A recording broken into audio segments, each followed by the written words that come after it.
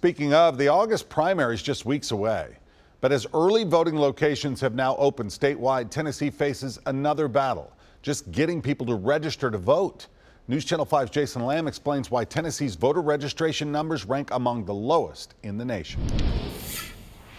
A study looking at the last midterm elections in 2014 shows that Tennessee ranked 40th in the nation when it comes to voter registration, and even worse, dead last when it comes to voter turnout.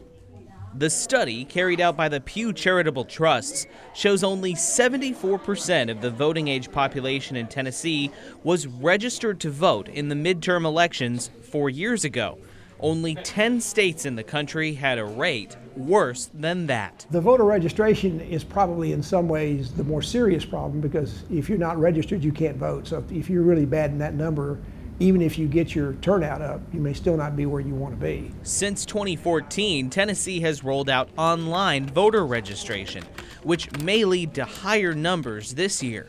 But worse than the 40th ranking for Tennessee was the state's voter turnout in the last midterm elections, dead last at just more than 28%. But News Channel 5 political analyst Pat Nolan says the competitiveness of some of the races this year could bring more people to the polls on Election Day. All those races, if they're hot enough, much like the Republican governor's race is right now, it tends to turn more people out. So your turnout can be higher. But will those voters who stayed home in 2014 show up to vote this year? That question will only be answered as the votes come in on election night. I think it's a little bit like what Jay Leno said. If you don't vote, you get the government you deserve.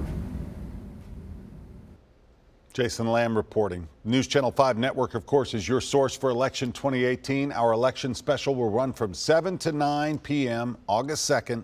And don't forget to head to our website for more information about voting locations and all the candidates.